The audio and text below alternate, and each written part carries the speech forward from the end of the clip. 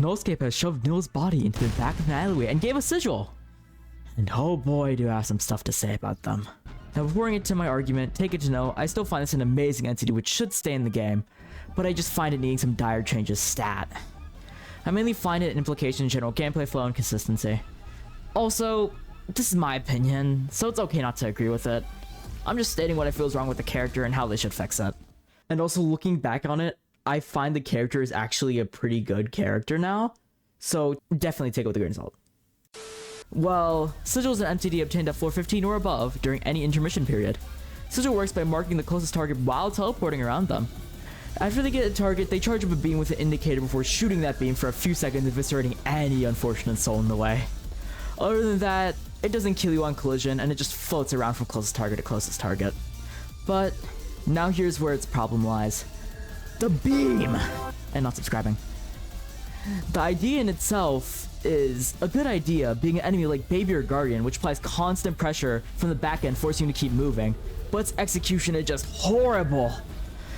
For being a floor 15 enemy, it feels more like a floor 25 or floor 20 entity, being comparable to entities like Scrap Maw even.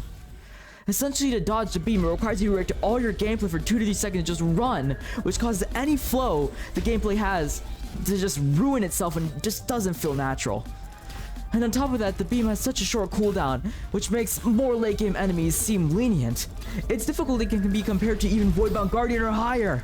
But even Voidbound Guardian is easier to dodge.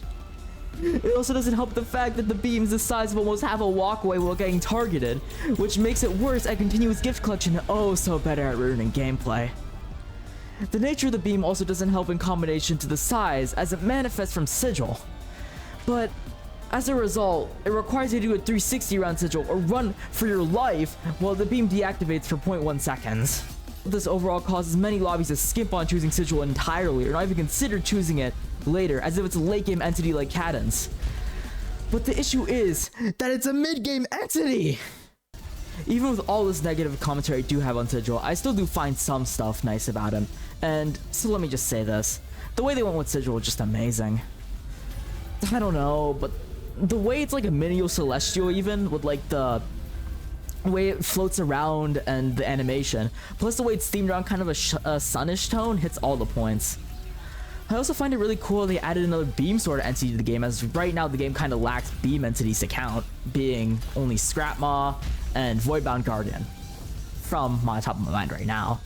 Along with this, the beam still provides a thoughtful and interesting challenge around that post floor 15 mark, which adds another aspect of complexity to the gameplay, which is neat. As much as I argued over not liking the beam, it still is a thoughtful and unique way to add a challenge to a new character, which is unseen in Nullscape beforehand.